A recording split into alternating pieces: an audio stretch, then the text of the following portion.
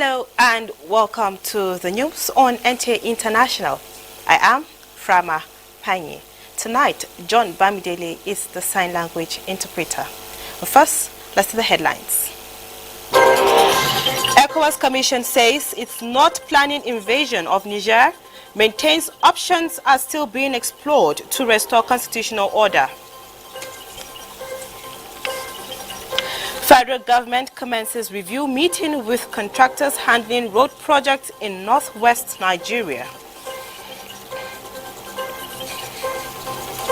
And First Lady Oluremi Tinubu presents seed funding to women under Renewed Hope Initiative.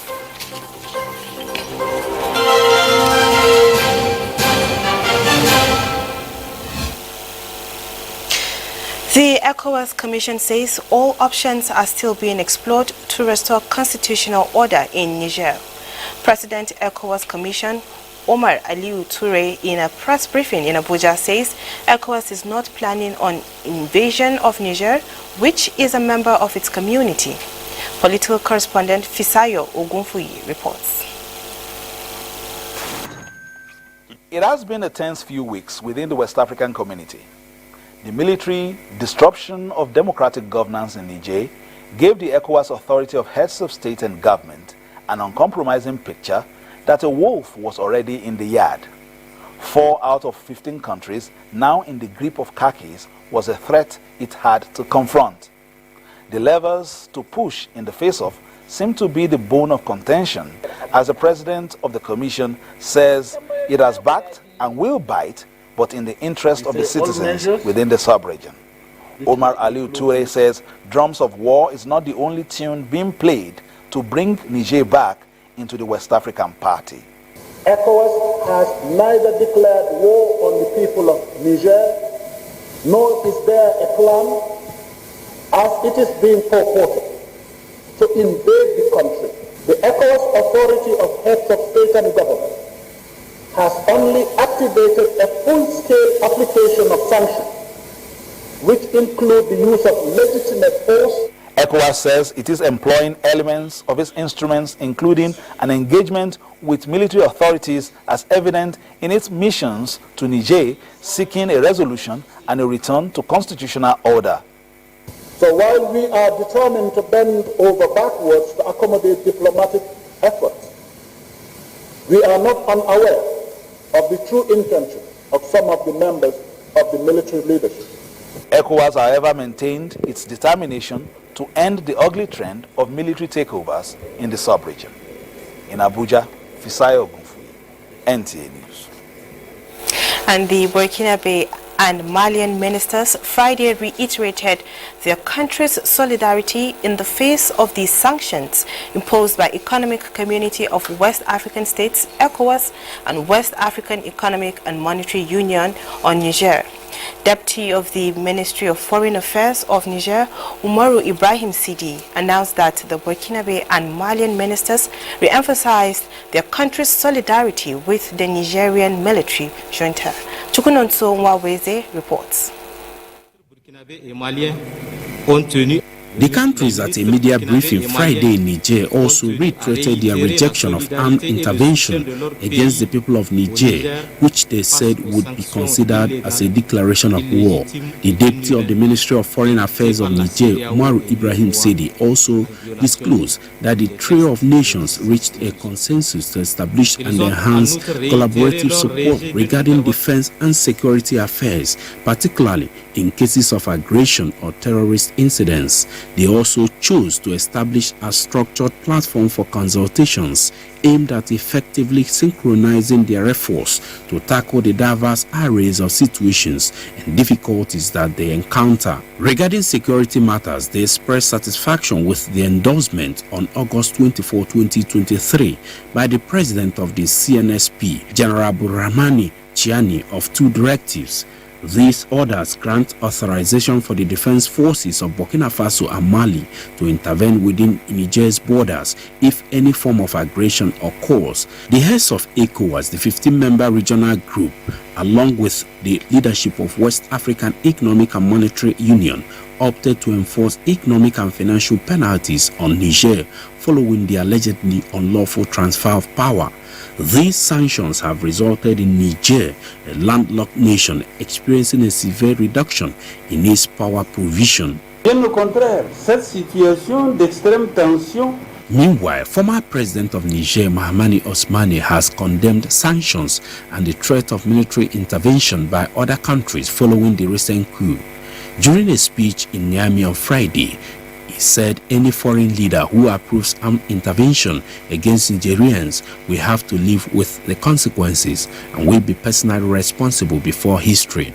Ousmane called on all the people of the country to work together with the transitional authorities and bring about a peaceful resolution to the crisis through a transition of negotiated duration. The military coup on July 26th ousted President Mohamed Bazoum and installed General Abdurrahmane Chiani as head of state. Chukunonso Nwabweze, NTA News. The Assistant Secretary of State for African Affairs, Molly Fee, will travel to Nigeria, Chad and Ghana from August 25 to 29, 2023. During this trip, she will engage with regional heads of state to discuss U.S. support for ECOWAS and regional leadership in response to the crisis in Niger. In Chad, she will review ongoing developments with neighbors, Niger and Sudan, as well as Chad's political transition. In all her conversations, she will raise the shared goals of preserving Niger's hard-earned democracy and achieving the immediate release of President Bazoum, his family, and those members of his government unjustly detained. The Assistant Secretary Fee will also consult with senior officials in Benin, Côte d'Ivoire, Senegal, and Togo, emphasizing U.S. support for the principled stand taken by ECOWAS in defense of democracy and constitutional order. And from the BRICS summit, Nigeria remains committed to collaborating with China and other African countries on areas of comparative advantage. Vice President Shettima stated this at the China-Africa Leaders Roundtable Dialogue on the margins of the BRICS Summit, Johannesburg, South Africa. State House correspondent Abdurrahman Jibrila reports.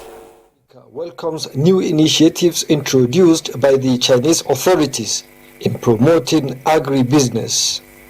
Vice President Kashim Shettima said Nigeria is providing robust support for Africa to expedite regional integration, backing industrialization and infrastructure expansion.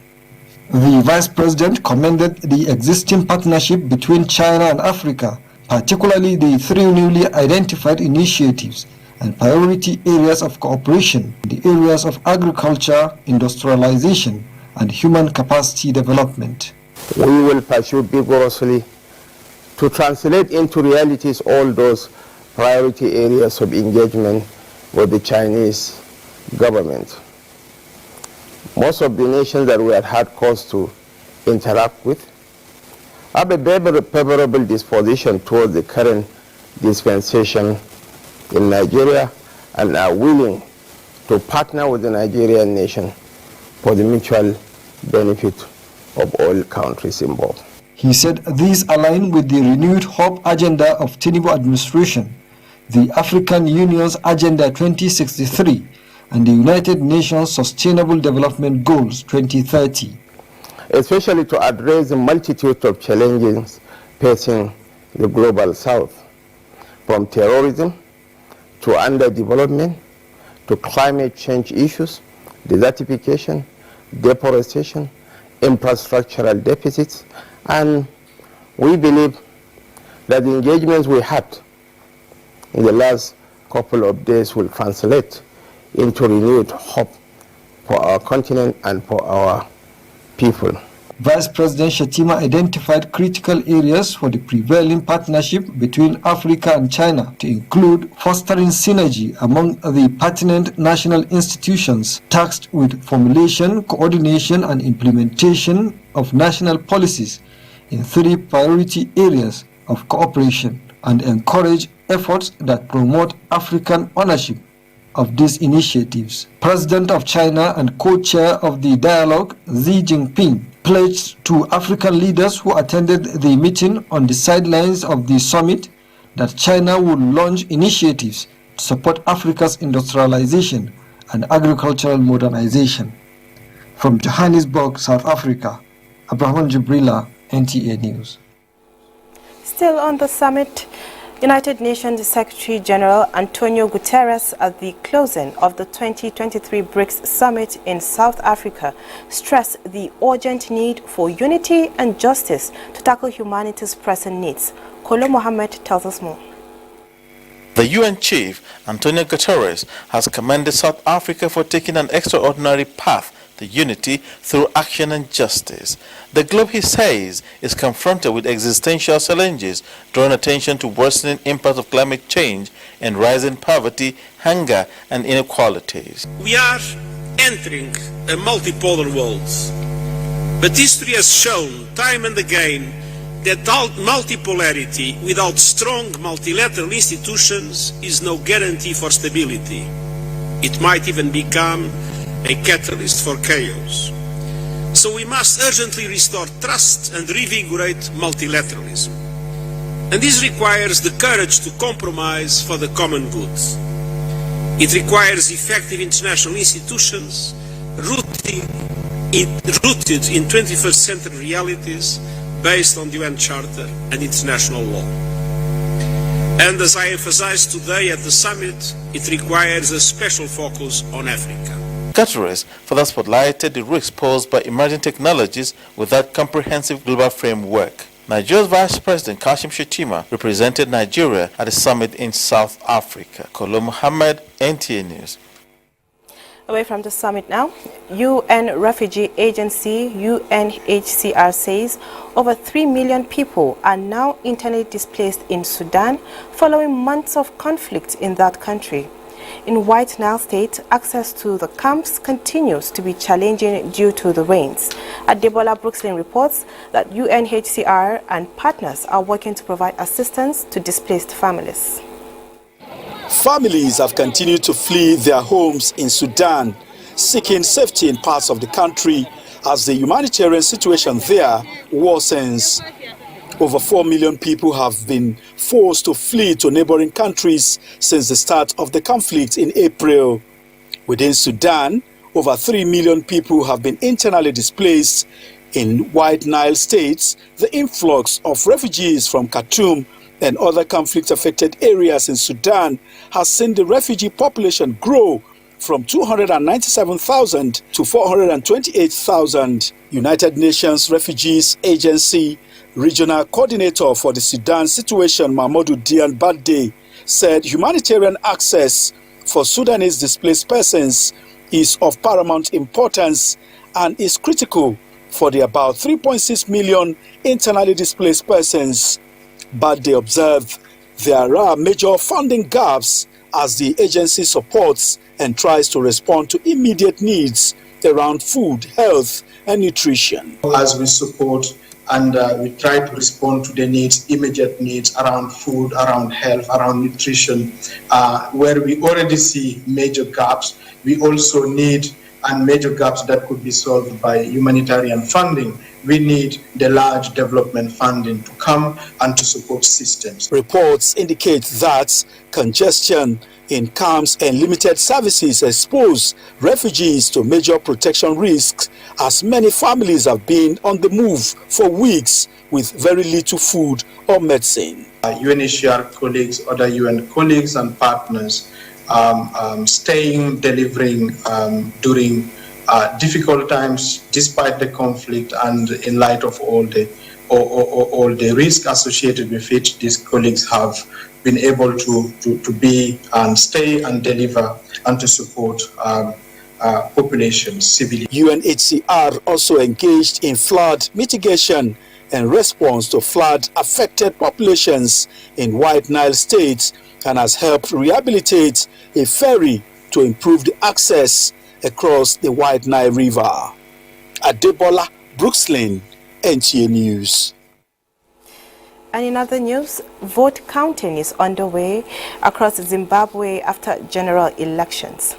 Zimbabweans went to the polls on 23rd August to elect a new president and members of parliament and local government representatives. Electoral officials said the areas where voter counting was underway were more than 95% of the electoral map. They also said the extended voting will not affect the 5-day time frame of the announcement of the results. Meanwhile, the ruling ZANU PF says its project, that is presidential candidate President Mnangagwa, will win comfortably by between 60% and 65%, while in the National Assembly race, the party has sealed an over 2/3 majority. The party's Treasurer General CDE Patrick Chinamasa said last night. This is the news on NTA International. We'll take a short break. We'll be back with more reports. Stay with us. Thanks for staying with us. Now, coming back home to Nigeria, the federal government has commenced a review meeting with contractors handling road projects in northwest Nigeria in order to accelerate completion and ensure standard. Francis Udojo reports that the Minister of Works, David Umahi, chaired the review meeting. There can be no renewed hope without us renewing our minds. We have to assist Mr. President to achieve what he promised this country. He will be a very happy man, and Nigerians will be too happy if we build road and the road is sustainable. The Minister of Works, David Umahi, emphasized the need for contractors to meet exact specification and timing of ongoing projects in the northwestern states to save cost and lives of the citizenry. To this end, the use of concrete, the minister said, will be widely introduced for the construction of roads in Nigeria. And asphalt does not do well in compression. In design, you talk about the traction force, which is the dynamic load. And concrete is very good because a lot of, just a small percentage of it is a dynamic load, or transitional load. The rest of the thing is kind of compression, that is a load on it. And that's where concrete does very well. David Umahi earlier on inspection of Abuja-Kaduna Road applauded the speed and quality of works done by contractors handling the project, while giving hope that Lokoja, Abuja and other axes in need of urgent attention will experience same soonest. The federal government had proposed to spend 175.4 billion naira of its 20.51 trillion naira budget for 2023 on road infrastructure in the then Federal Ministry of Works and Housing. In Abuja, Francis Udojo, NT News. To environmental matters now. The sustainable use of the environment for man's well-being, as well as that of plants and animals for ecological balance of the planet's natural environment, is top on the agenda of the present administration. Adebola Brookslyn reports that the Minister of State for Environment, Ishaq Salako, stated this at a meeting with members of the Nigerian Institute of Public Relations, Ogun State Chapter. Nigeria is facing a lot of environmental challenges, from deforestation, from desert encroachment, from land degradation, flood, gully erosions, climate change, and so on and so forth. The use of the environment and the way we use it, sustainable use of it, must become obligatory civic duties that we are all. It's not that if you don't do it, you go to jail or anything, but you can be fined. And if you use it well, you can also be rewarded. It is now time for us as Nigerians to rise up to the occasion by doing all that is necessary to ensure that our environment is protected. So gone are the days where there is not enough sensitization. The minister said public relations officers have strategic roles to play in education and sensitization of Nigerians on how to conserve natural resources to support the well-being of today's generation and the future. Now, the enthusiasm of Nigerian women to embrace ICT is a national resource that will not only help in bridging gaps in digital literacy, but also expand the frontiers of development in the country if well tapped. Nigeria's First Lady Oluremi Tinubu stated this at the closing ceremony of the Maiden Renewed Hope Initiative alongside NTAi Women ICT Training and Empowerment in Abuja. State House correspondent NTAi reports that the first batch of 35 participants went home with take-off fund and laptop each. They came in as rookies 5 days ago, but with their eyes and mind set on acquiring requisite skills in ICT. And as shown in their own testimonies, they were not disappointed. A collaboration between Renewed Hope Initiative and NTAi provided them the right platform, and here they are, fully baked, ready and raring to go. And this is my evidence. This is what I've designed. And as a copy editor, I have joined one of the biggest online platforms for freelancers. I've also learned how to promote my services through social media platforms and websites. Going forward, I will continue to use this knowledge and skill gained from this training to impact fellow young women. This site is a cheering one for the First Lady Oluremi Tinubu, whose vision and compassion for women yielded these fruits. The importance of digital literacy and its role in fostering economic independence cannot be overemphasized. In a world driven by technology, these skills empower women to take control of their lives, contribute to their communities, and seize opportunities. As they step out one after the other to collect their laptop and a seed fund of 100,000 naira each, they also got an icing on the cake with these inspiring words of advice. Remember, the road ahead might be challenging, but it is your commitment and determination that will make the difference. It is my hope that you will go on to achieve remarkable feats, contributing to the advancement of our nation and its digital landscape. For the Minister of Communications, Innovation and Digital Economy, Bosun Tijani, this venture will certainly serve to boost ongoing efforts by the federal government to bridge digital gaps and set more women on a path to engage in local and global digital economy. This program represents a critical step in this direction, but also aligns with two priority areas of the President Bola Ahmed Tinubu's Renewed Hope agenda. The first one being the investment in the digital economy to empower Nigerians with new skills but also sustainable jobs. You are going back home empowered to safely and responsibly use digital platforms. You are also enlightened on how to be part of gig economy to benefit from digital economy. The beneficiaries are expected to mentor other young women. In the State House, NTAi, NTA News. And now to party matters. Leadership crisis rocking the new Nigeria People's Party has taken a new dimension with the suspension of a co-founder of the party, Boniface Anibonam, and the National Publicity Secretary, Agbo Major, over alleged anti-party activities. Addressing journalists after a meeting of the National Working Committee, National Auditor of the party alleged that the co-founder, the Publicity Secretary, were in the process of intentionally factionalizing the party alongside other expelled and suspended state chairmen. He said the NWC was left with no other option than to invoke the relevant sections of the party's constitution to enforce discipline.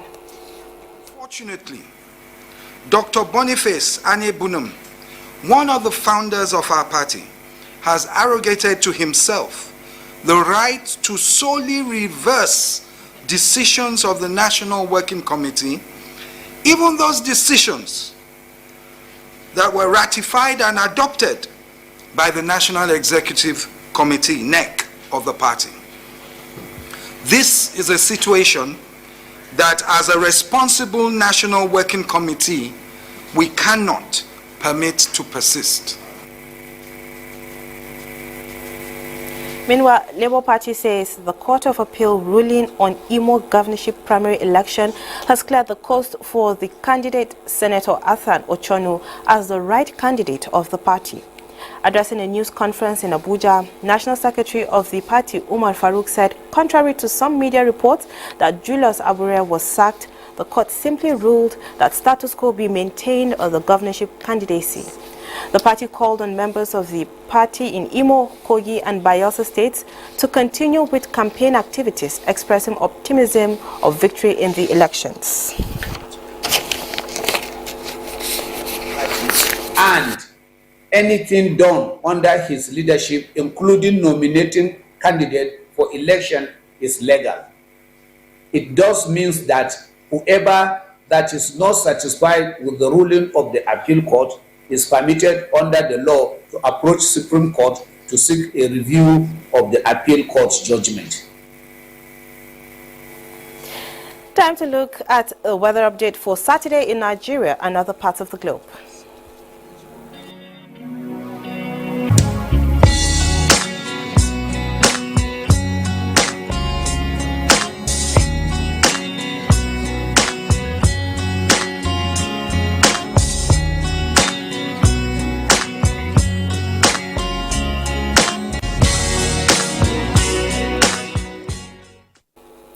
And that concludes the news on NTA International. Thank you for being a part of it. I am Frama Pani, and John Bamdele has been the interpreter for the hearing impaired.